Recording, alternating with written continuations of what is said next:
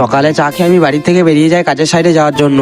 আর কাজের সাইডে পৌঁছে আমরা সবার প্রথমে ফার্মায় চলে আসি, কারণ এই কালো গ্রানাইট গুলো থেকে সিঁড়ির ধাপ কাটতে হবে। তারপর আমাদের খাওয়ার সময় হলে দেখি খাবারে ঘুগনি আর মুড়ি দিয়েছে, তাই আমরা মুড়িটা চটপট খেয়ে নিই। খেয়ে দিয়ে গ্রানাইট গুলো সাইড গুলো ফ্রেশ করে আমরা সিঁড়ির ধাপ কাটতে শুরু করে দিই।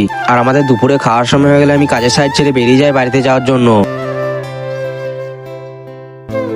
আর বাড়িতে পৌঁছে আমি একটু দেরি না করে গোসল টোসল সেরে ভাত খেতে বসে পড়ি। আর কিছুক্ষণ বিশ্রাম নেওয়ার পর 2টো বাজলে আমি বাড়ি থেকে বেরিয়ে যাই কাজের সাইডে যাওয়ার জন্য। তারপর কাজের সাইডে পৌঁছে আমরা বালির উপর আর একটা গ্রানাইট ফেলে দিই সিঁড়ির ধাপ কাটার জন্য। আর কাজ করতে করতে আসরের আজান দিলে আমি মসজিদের মধ্যে চলে আসি আসরের নামাজটা আদায় করার জন্য।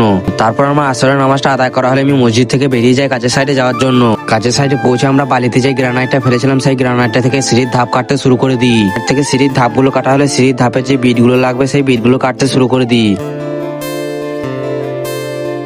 আজকের মতো কাটাকুটি সব শেষ হলে দেখি কাজের শেষে চা দিয়েছে, তাই আমরা দেরি না করে চাটা চটপট খেয়ে নিই। আর চা